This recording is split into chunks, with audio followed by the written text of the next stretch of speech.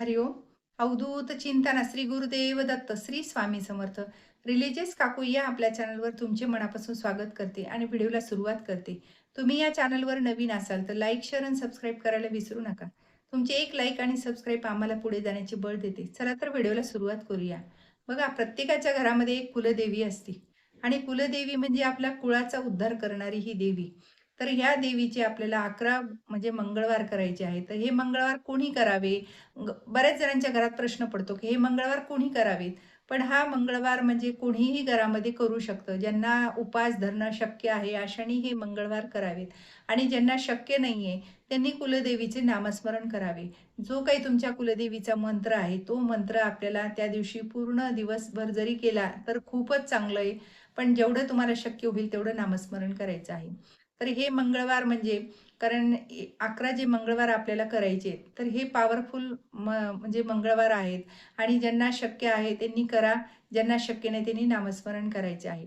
तर बघा, आपल्या घरामध्ये कुलदेवी म्हणजे आपली आई आणि एक कुलदैवत असतं तर ते आपले वडील. तर बघा, आपण आई-वडिलाचा जसा मान-सन्मान करतो, तसंच आपल्या कुलदेवी आणि कुलदैवताचा मान-सन्मान केलाच पाहिजे आणि केला तरच आपल्या घरामधल्या अडी-अडचणी, दुःख जे काय असेल ते निवारण होत असतं. जेव्हा आपण आई-वडिलांचा जर आदरच नाही केला, तर आपल्या घरामध्ये कसं आपलं चांगलं होणार? तसंच आपल्या कुलदेवी, कुलदैवतेचं असतं. आपण त्यांचा मान-सन्मान केला नाही, त्यांची आपण आठवणच केली नाही, तर ते सुद्धा आपल्यावर नाराज होतात.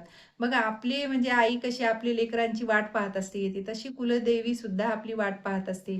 तेव्हा आपण आवर्जून 6 महिन्यातून एकदा, वर्षातून एकदा का होईना, आपण कुलदेवीच्या दर्शनाला हे गेलंच पाहिजे. आपण तिथं जाऊन नतमस्तक होणं, हे आपल्यासाठी खूप म्हणजे महत्त्वाचं आहे, गरजेचं आहे.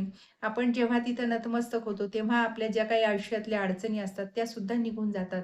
तेव्हा म्हणजे आपल्या काही इच्छा असतात, त्या सुद्धा आपण म्हणजे कुलदेवीला आपल्या बोलून दाखवायच्या आहेत. त्यामुळं आपली जी काही अडचण असेल, ती सगळी आपण आपल्या कुलदेवीला सांगायची आहे आणि आपण तिथं नतमस्तक व्हायचं आहे. तर जेव्हा आपण कुलदेवीचा मान-सन्मान करतो, तर कुलदेवी आपल्यावर प्रसन्न होते आणि जे काही आपल्या अडी-अडचणी असतात त्या सुद्धा निघून जातात. तर तेव्हा आपण कुलदेवीचे हे 11 म्हणजे एक सेवा म्हणून आपल्याला 11 मंगळवार करायचे आहेत. तर हे मंगळवार घरातले कोणीही व्यक्ती करू शकतं. ज्यांना सहज शक्य आहे उपास करणं, त्यांनी हे उपास करावेत 11 मंगळवार. तर बघा, 11 मंगळवार जे आहेत आपण हे संकल्पयुक्त सुद्धा करू शकतो. नाही संकल्प केला तरीही चालतो.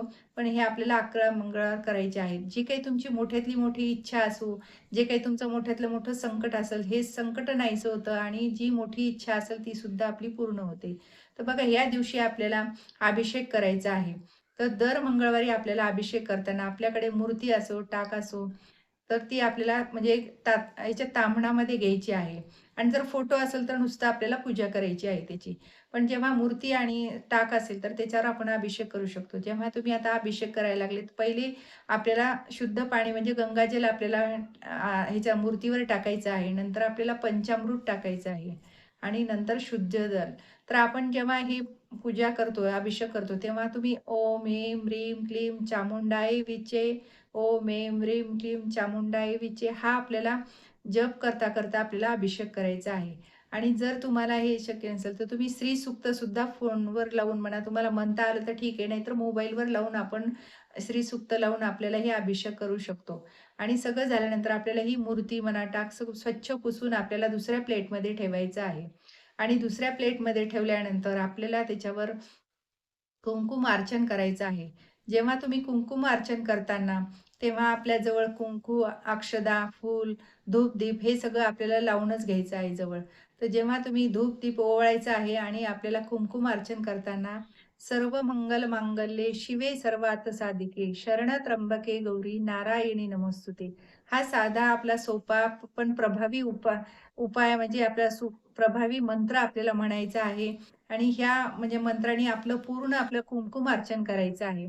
आणि जे तुम्हाला 108 वेळा, जितकं वेळा तुम्हाला म्हणता येईल, 11 वेळा, 51 वेळा, 108 वेळा हे मंत्र म्हणून आपल्याला कुंकुमार्चन करायचं आहे. आणि हे कुंकुमार्चन झाल्यानंतर ते कुंकू आपल्याला तसंच ते याच्यावर ठेवून आपल्याला थोड्या वेळाने नंतर डब्बीत भरून ठेवायचं आणि ते कुंकू सगळ्यांनी कपाळाला लावायचं आहे.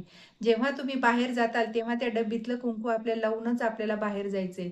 कारण हे आपल्यासाठी सुरक्षा कवच तयार होतं. कुंकूमध्ये इतकी ऊर्जा असते, की नकारात्मक ऊर्जा आपल्या अंगात म्हणजे शरीरावर येऊ शकत नाही, कुठली बाधा आपल्यावर येऊ शकत नाही. तर हे आपण बाहेर जाताना आवर्जून घरातल्या सगळ्या मंडळींनी कुंकू लावूनच घराच्या बाहेर जायचं आहे.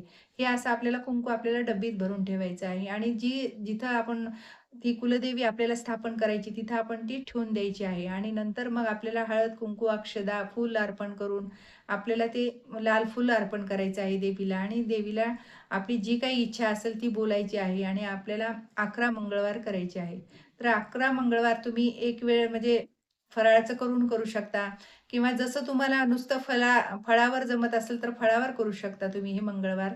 तुम्हाला हे असे 11 मंगळवार करायचे आहेत आणि 11 मंगळवारी तुम्हाला जितकं दान करता येईल तितकं तुम्ही मंगळवारी दान करायचं आहे. जेव्हा कारण आपल्या घरामधून जर दानधर्म केला, तर नक्कीच आपल्या घरामध्ये अन्नपूर्णा माता प्रसन्न होते आणि जे काही आपल्या घरामधल्या अडी-अडचणी असतील त्यासुद्धा निघून जातात. तेव्हा दर मंगळवारी जर तुम्ही उपासाच्या दिवशी दान केलं, तर त्याचं पुण्य प्राप्त होत असतं आणि जे काही आपण उपास करतो, तर त्या उपासाला सुद्धा आपल्याला म्हणजे जास्त प्रमाणात आपल्याला दुपटीनं आपल्याला पुण्य प्राप्त मिळत असतं आणि एखादी सुवासीन भेटली, तर आपल्याला तिची ओटी भरायची आहे. आपल्या मैत्रिणी असतातच कधी घरी आलेल्या, तर त्यांना तुम्ही त्यांची ओटी भरायची आहे. त्यांना फळाहार समजा, दूधाहार काय जे देता येईल तुम्हाला ती द्यायचं आहे. आणि ही असं दर मंगळवारी आपल्याला अभिषेक करून ही पूजा करायची आहे. आणि दर मंगळवारीच तुम्हाला कुंकुमार्चन सुद्धा करायचं हे 11 मंगळवार आपल्याला करायचे. बघा ह्याच्यानी मोठ्यातली मोठी अडचण असू द्या तुमची निघून जाईल. जी काही तुमची इच्छा असेल ती सुद्धा पूर्ण होईल.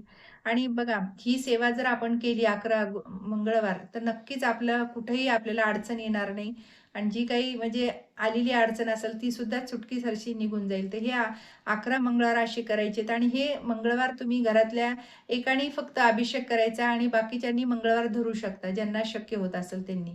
पण सगळ्यांनाच पूजा म्हणजे अभिषेक सगळ्यांनीच करायची गरज नाही. कुठल्याही एका व्यक्तीने घरातल्या अभिषेक करायचा आहे आणि बाकीच्यांनी सेवा करायची आहे. तर नामस्मरणाची सेवा बाकीच्यांनी सगळ्यांनी करू शकता. कारण आपण जितकं देवीचं नामस्मरण करू, तितकं आपल्या घरामध्ये सुरक्षा कवच तयार होतं. कुठलंही आपल्या घरामध्ये बाधा होत नाही. आपल्या घरामध्ये जे काही वास्तुदोष असेल ते सुद्धा निघून जाते. तर हे असे नामस्मरणाची सेवा सगळ्यांनी करायची आहे आणि कुलदेवीचा मान-सन्मान करायचा आहे. सगळ्या घरातल्यांनी सगळ्याला दर्शनाला जायचं आहे. जिथं तुमचं कुलदेवीचं गाव असेल तिथं जाऊन नतमस्तक होऊन आपली जी काही प्रार्थना असेल तर ती प्रार्थना करायची. जी काही इच्छा असेल ती बोलायची आहे. आणि असे हे मंगळवार सगळ्यांनी म्हणजे नामस्मरणाचे करायचे आहे आणि उपास जर शक्य असेल तर ते सगळ्यांनी करू शकता. असे हे पॉवरफुल 11 मंगळवार तुम्ही नक्की करून बघा. नक्की तुम्हाला यश येईल. श्री स्वामी समर्थ. जय जय स्वामी समर्थ. माझा जर व्हिडिओ तुम्हाला आवडल्यास लाईक, शेअर आणि सबस्क्राईब करायला विसरू नका.